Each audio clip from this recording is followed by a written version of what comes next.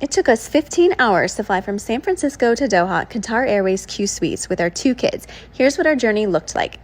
Before boarding, we had access to the lounge where we had some drinks and snacks. By the way, this flight we only paid $7.65 plus 70,000 American airline miles each.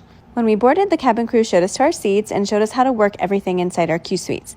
And they brought us welcome drinks of champagne and water for the kids. We loved having the quad configuration, which allowed us to all see each other and be able to interact throughout the flight. The kids got cozy in the lie-flat seats and started watching movies.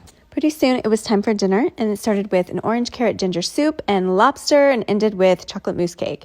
We watched some movies, and the cabin crew came and made our beds, and we slept for a good majority of the flight.